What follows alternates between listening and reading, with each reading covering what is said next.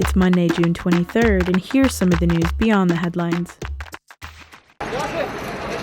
The Iraqi army says it's made progress in driving out militants of the al-Qaeda splinter group, the Islamic State of Iraq and Syria, known as ISIS.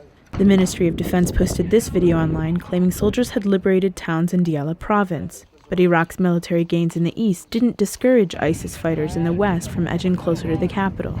Militants seized major towns in Anbar province over the weekend, further paving the path to Baghdad.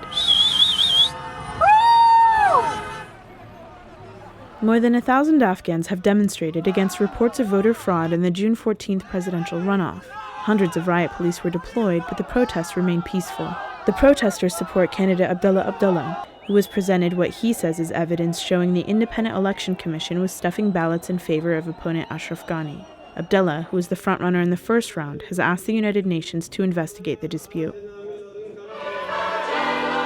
Pope Francis has condemned one of Italy's most powerful mafias on his first trip to the crime syndicate stronghold in southern Italy.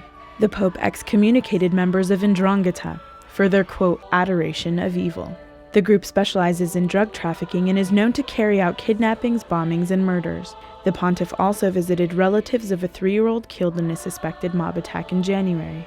The child's remains were found with those of his grandfather and another man in a torched car in Ndrangheta's base of Cassano a Leonio.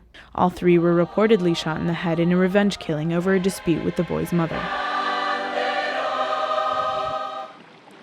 Lawyers for thousands of Nigerian fishermen have rejected a settlement of $50 million from Royal Dutch Shell for 2 2008 spills that caused one of Nigeria's most devastating environmental disasters. Some 15,000 residents on the claim say the spills leaked 500,000 barrels of oil in the Niger Delta. Shell estimated that it was around 4,000 barrels. The oil company had already admitted it was responsible for spills caused by its own failures. But London's High Court ruled that Shell is also liable for spills caused by oil theft if it didn't install the necessary pipeline infrastructure.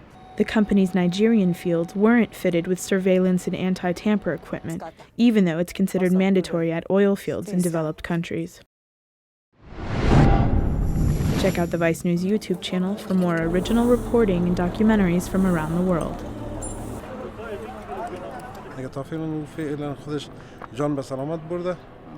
و دو موتر هم کاروانش از بین رفته دیگه یک عمل تخریبی و یک عمل